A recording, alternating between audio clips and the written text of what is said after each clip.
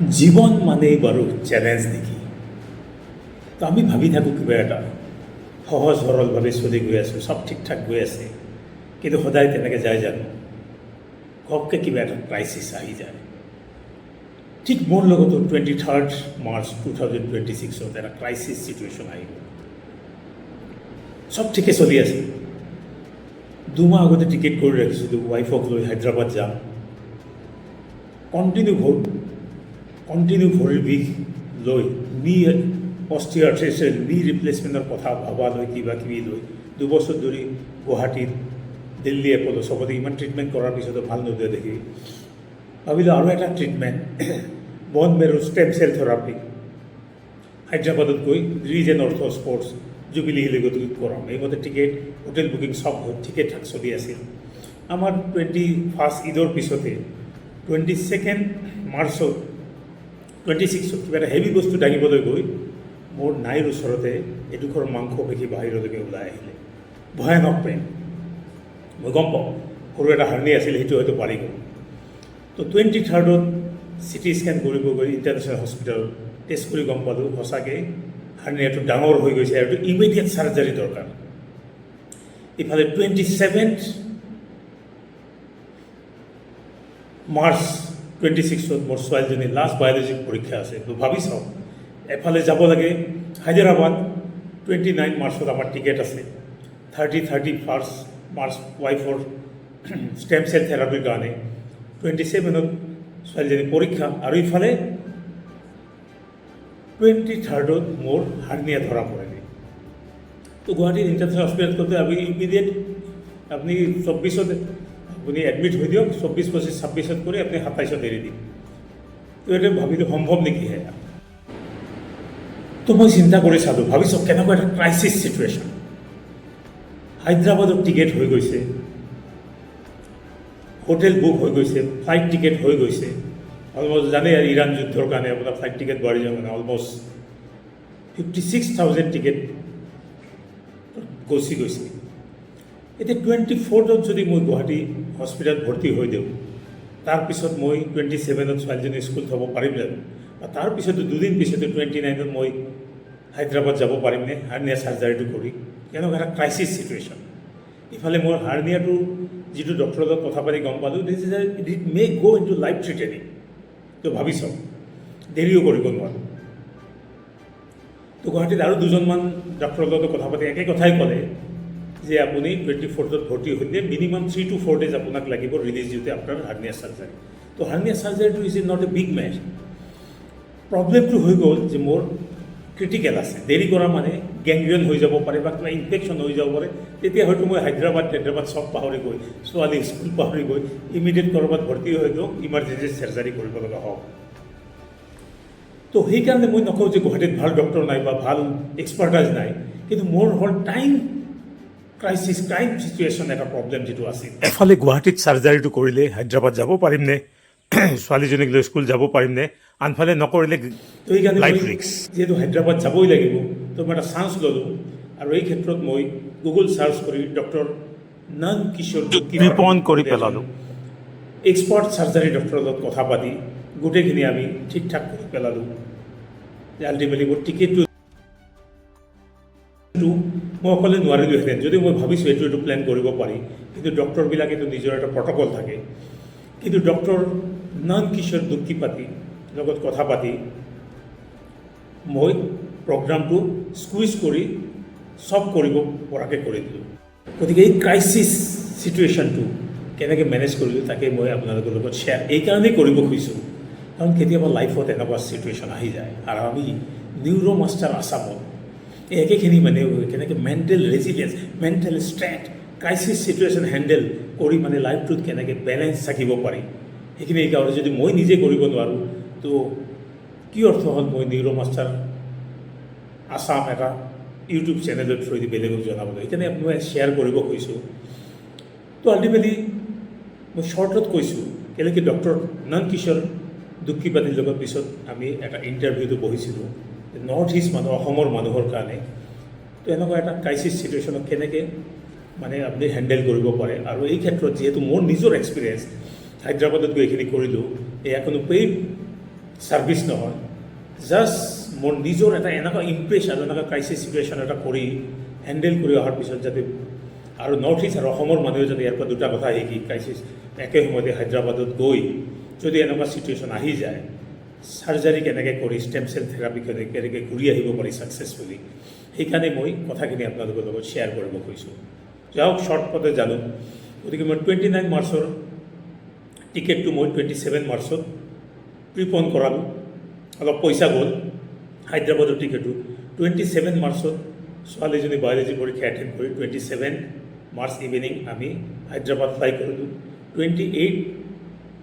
27 মাৰ্চত হোটেল 28 মাৰ্চত ডক্টৰ নন্দকিশোৰ দুক্কি পাটিলত কথা পাতি তেওঁৰ hospital live life hospital Jubilee হিলত গৈ আমাৰ লাগেজ ৰাখি তেওঁৰ full day India's biggest weight loss প্ৰগ্ৰামটো এটেণ্ড কৰিলোঁ। তাৰপিছত 4টা বজাত আকৌ হস্পিটেল লিভ লাইফ হস্পিটেল ঘূৰি আহি এডমিট হ'লোঁ। 5টাৰ পৰা চাৰ্জাৰী কৰিলে, হাৰ্নিয়া চাৰ্জাৰী কৰি ৰিপেয়াৰ। 6:30 বজাত অপাৰেশ্যন থিয়েটাৰৰ পৰা ওলাই আহিলোঁ। তেওঁ চাৰ্জাৰী ছাকচেছফুলি হৈ যোৱা বুলি ক'লে। ৰাতি 11টা বজাত মোক আকৌ জোৰ জবৰদস্তি খোজ কৰালে যাতে মই সোনকালে সুস্থ হওঁ।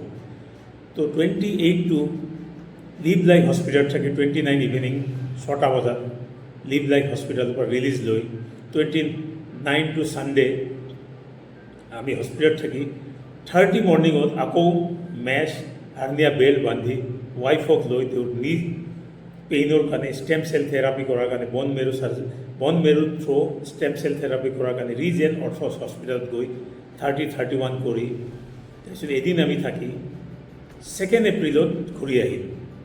তো মোৰ কথাখিনি এইকাৰণেই ক'ব খুজিছোঁ যে গুৱাহাটীত ফেচিলিটি গোটেইখিনি আছে, কিন্তু যিহেতু মই হায়দৰাবাদ গৈ আছোঁ, প্লাছ অকল 24 আৱাৰ্ছৰ ভিতৰতে মোক চাৰ্জাৰী এটা কৰি, চাৰ্জাৰীটো মেজৰ এইকাৰণেই আছিল কেলেকি মোৰ হাৰ্নিয়াটো 4.5 by 4.6 চেণ্টিমিটাৰ হোৱাৰ লগে হিয়াষ্টিছ এই পৰ্চনটোত মাংসপেশী ফালি গৈছিল। গতিকে গোটেইখিনি তেওঁ টানি চিলাই কৰি স্ক্ৰু মাৰি 20 চেণ্টিমিটাৰ বাই 20 চেণ্টিমিটাৰ এটা মেছ বহাই লেপাৰস্কোপিক কৰি 24 আৱাৰ্ছৰ ভিতৰতে মোক এৰি দিছিল। এক্সপাৰ্টাইজ তাকে কয়।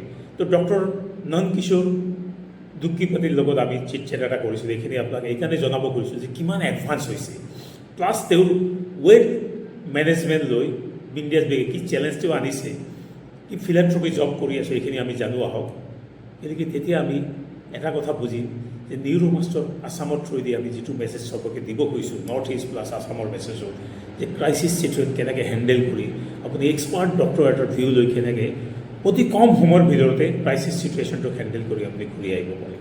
আহক আগত আমি চাই থাকোঁ ডক্টৰ নন্দকিশোৰ দুক্কি পাটি 5,000তকৈ বেছি চাৰ্জাৰী কৰি তেওঁ কেইবাটাও এৱাৰ্ড পাই ডক্টৰ নন্দকিশোৰ এজন লিডিং চাউথ ইণ্ডিয়াৰ এক্সপাৰ্ট চাৰ্জন, বেৰিয়াট্ৰিক, গেষ্ট্ৰইণ্টেষ্টিনেল প্ৰব্লেম আৰু বাইপাছৰ কাৰণে তেওঁ কেনেকৈ চাৰ্জাৰী কৰে আৰু তেওঁৰ ভিজন কি, এইখিনি কথা আমি জানো।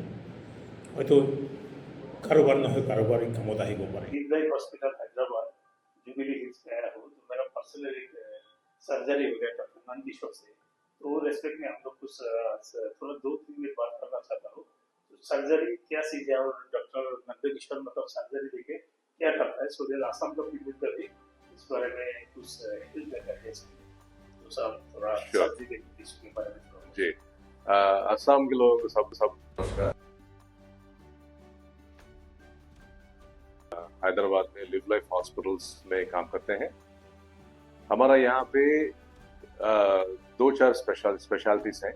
एक तो मोटापे का ऑपरेशन करते हैं, को वजन ज्यादा है उन लोगों को एक स्पेशलाइज्ड ऑपरेशंस करके उनका वजन घटाने का कोशिश करते हैं। उसके साथ साथ type 2 diabetes, high blood pressure, cholesterol वगैरह वगैरह भी कम होते हैं और फ्यूचर में स्ट्रोक, हार्ट अटैक, कैंसर का भी रिस्क कम होता है।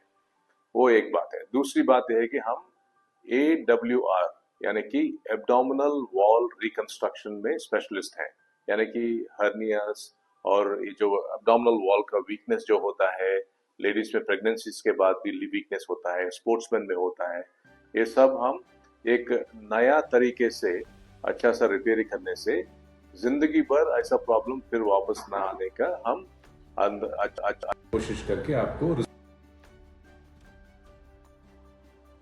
स्पेशलिटी ऑपरेशंस रोबोटिक्स से भी करते हैं। ये जो hernia surgeries, gall bladder surgeries वगैरह भी अच्छी तरह से करते हैं। और तीसरा हमारा ये है कि रिफ्लक्स, कई जनों को पेट में और हाथ बर्न होता है, जलन जैसा होता है, स्पाइसी फूड खाने में, ऑयली फूड खाने में होता रहता है। सालों भर वो दवाएं लेते रहते हैं पर रिलीफ नहीं मिलता है। उन लोगों को पीएच इम्पिडेंस यानी कि एक छोटा सा टेस्ट करने से मालूम ये पड़ता है कि कितना एसिड आ रहा है, कि कितने बार आ रहा है और नीचे डैमेज कितना हो रहा है, ये सब मालूम पड़ता है। उसके हिसाब से एक स्पेशलाइज्ड प्रोसीजर्स, निसन फंडोप्लाइकेशन जैसा प्रोसीजर्स भी करके दे सकते हैं। इन सब तरीकों से आपको अच्छा सा रिजल्ट मिलेगा। जो प्रॉब्लम आप फेस कर रहे हो वो जितना जल्दी हो सके उनका रेमेडी आप पकड़ लीजिए। ज़्यादा वेट करें तो वो जो छोटा प्रॉब्लम जो है आपके हाथ में है वो धीरे धीरे बढ़ के बड़ा प्रॉब्लम होने का चांसेस बहुत ज़्यादा रहते हैं। तो आप सबके लिए हमारा शुभकामनाएं। नमस्कार। ऐसे बार मेरा और जैसे उस दिन आप 28 को जी इंडिया बिगेस्ट हेल्थ सर्विस के बारे में बोला, तो उसमें हम लोग को फर्स्ट टाइम पता चला yes about bariatric surgery. Surgery है जैसे असम में नोटिस में हम लोग काफी लोगों को मालूम नहीं, मोटापा के लिए ऐसा एक सर्जरी होता है, इसमें कुछ फायदा भी मिलता है। जैसे काफी लोग उस दिन फीडबैक में बोला 50 किलो वेट कम हो गया, 30 किलो कम हो गया। फिर तो उसके बारे में what is bariatric surgery and what helps us, what is the side effects, इसके बारे में थोड़ा बोलिए so that people will come. जी सो वेरी जो ये कॉस्मेटिक प्रोसीजर नहीं है। जिन लोगों को वो जो उनका वजन जो रहना है उससे कहीं ज्यादा वजन जो रहता है उसका एक नंबर मिलता है, बॉडी मास इंडेक्स, और वेट के हिसाब से ये नंबर आप इंटरनेट पे भी कैलकुलेट कर सकते हो।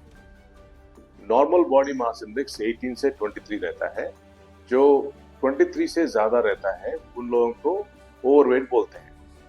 जब बॉडी मास इंडेक्स 30 क्रॉस करता है तब से आप ये सर्जरी नहीं तो वजन कम कराने का जो भी तरीके आप इस्तेमाल करना चाहते हो उसके बारे में सोचना जरूरी है।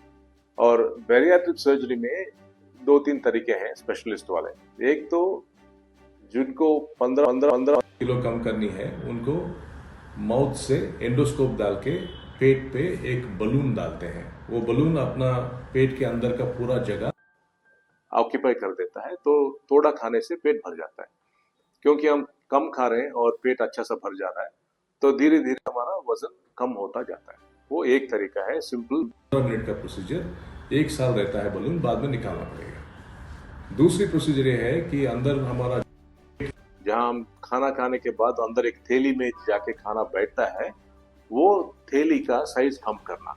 क्योंकि जब जिनको बड़ा थैली रहता है तो ज्यादा खा सकते हैं क्योंकि अंदर का कैपेसिटी ज्यादा है और वो थैली के ऊपर के हिस्सा से आपको भूख का हार्मोन मैन्युफैक्चर होता है जो हर दिन आपको खाओ खाओ करके बुलाता रहता है। तो हम ये प्रोसीजर में ये अंदर का थैली जो पेट है, स्टमक है, उनका साइज कम कर देते हैं। करने से क्या होता है आपका कैपेसिटी कम होता है तो कम खाने से पेट अच्छा सा भर जाता है, आपको सेटिस्फैक्शन मिलता है। और जो निकालते हैं हिस्सा उसमें से आपका भूख का हार्मोन मैन्युफैक्चर करने वाला जगह भी निकाल देते हैं ताकि आपका वो हार्मोन कम पड़ जाए और फ्यूचर में आपको ये टेम्पटेशंस, क्रेविंग्स वगैरह बहुत कम हो जाए। तीसरी बात यह है कि जिनको मोटापे के साथ साथ टाइप 2 डायबिटीज है, ब्लड प्रेशर है, ऐसा कुछ अलग सा प्रॉब्लम्स भी है, उन लोगों को हम बाईपासेस जैसा ऑपरेशन भी ऑफर करते हैं। ये सब बहुत अच्छे ऑपरेशन है, बहुत सेफ है, रिजल्ट बहुत बढ़िया मिलता है। ये प्रोसीजर्स में वजन कम होने के साथ साथ आपका type 2 diabetes, high blood pressure, cholesterol वगैरह भी कम होते हैं। फ्यूचर में स्ट्रोक, हार्ट अटैक, कैंसर का भी रिस्क बहुत कम हो जाता है। तो ये सब बैरियाट्रिक सर्जरी के बारे में। कुछ साइड इफेक्ट है क्या इसका? कुछ साइड इफेक्ट ये प्रोसीजर में थोड़ी बहुत एडजस्टमेंट रहता है। एडजस्टमेंट क्या है, आज तो हम सोचे कि पूरा बिरयानी खा सकते हैं, तो अभी ऑपरेशन के बाद उतना नहीं खा सकते क्योंकि पहले हमारे पास इतना बड़ा बैग था, अभी छोटा पर्स बना दिया उसको, तो इतना खाने से पेट भर जाता है। वही एक बड़ा एडजस्टमेंट है, यानी कि कम खाने से पेट भर जाता है पर आपका दिमाग थोड़ा बोलता है कि और ज्यादा खाओ, तो पहले में थोड़ा सेट करना पड़ता है, वो बाद में वो सब अपने आप सेट हो जाता है। थोड़ी बहुत विटामिन का डेफिशिएंसीज अगर होने का चांस है तो पहले से आपको विटामिन सप्लीमेंट दे देते हैं। तो हर दिन आप बी कॉम्प्लेक्स वगैरह कैप्सूल्स लेते हो थोड़ी 1 साल 1.5 साल ऐसा, बाद में लेने की जरूरत नहीं, और प्रोटीन भी लेना है। तो ये सब अच्छी तरह से लिए तो आपको न्यूट्रिशन में भी आपको कुछ तकलीफ नहीं पहुंचाएगा। सो अगर हर एक 6 मंथ्स आपको ये टेस्टिंग वगैरह करेंगे, लेवल्स क्या है देखने के लिए। लेवल्स वो विटामिन का लेवल अगर थोड़ा ऊपर नीचे है तो वो सेट करके देंगे आपको।